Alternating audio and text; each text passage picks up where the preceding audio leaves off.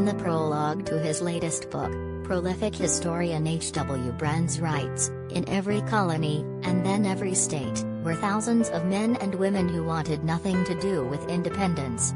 This schism is the premise of our first Civil War, Patriots and Loyalists in the American Revolution." Doubleday, 496 pp. out of 4.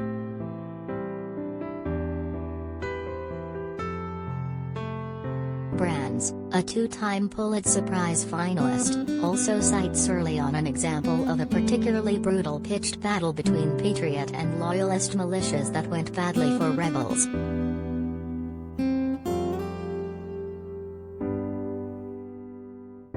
While this hardly breaks new historical ground, the author has announced, both in the book's title and in Kit's prologue, that he will focus on this aspect of the Revolutionary War.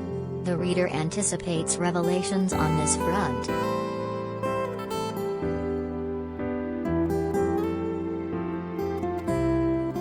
Indeed, many of America's founding fathers wanted nothing to do with rebellion and independence initially, and even after repeated punitive acts promulgated by the British Parliament. In late 1773, George Washington and Benjamin Franklin condemned the Boston Tea Party. These were conservative men who felt that property rights, even British ones, should be respected.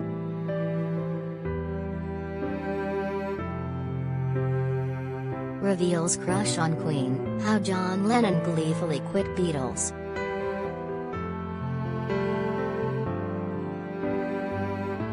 Natalie Wood's sister alleges actress was assaulted as a teen by Kirk Douglas in new book.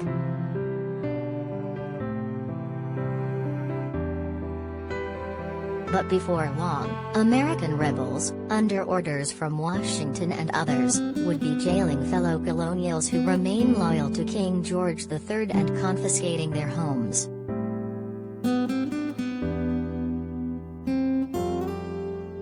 Franklin spent more than a decade in London before the outbreak of hostilities in America, trying, in vain, to convince the British government to address various and proliferating colonial complaints. He held out for reconciliation well after many colonists had crossed the Rubicon, and he was viewed as too accommodating by some fellow patriots. Brands documents this at length, with many long quotes from Franklin and his British counterparts.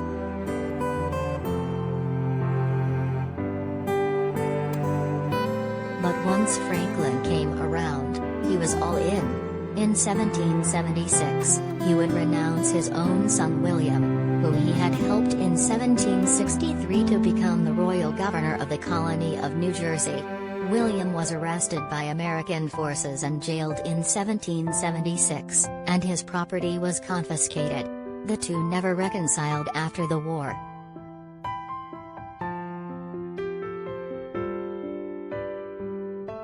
The author ably documents the drift from petitioning to open rebellion and cites some anecdotes on the consequences experienced by Loyalists during the war. He quotes liberally from letters between Patriot leaders such as Franklin and Washington.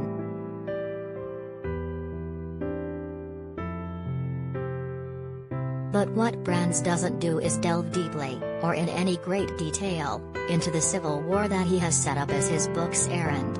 Loyalists and their contribution to the British cause appear infrequently throughout, almost on the order of a footnote to the narrative on America's drift toward radicalization and the war.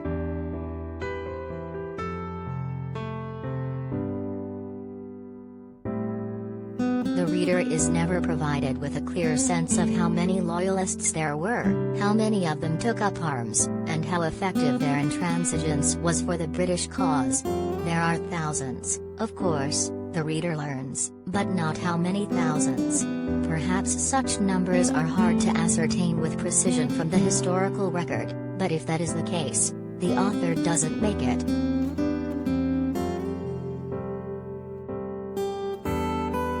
The reader is left to Google and learns, among other tidbits, that several historians peg the number of Loyalists as high as 400,000, or about 1 in 5 Americans of European origin. Some 65,000 of them fled America to other parts of the British Empire after the war.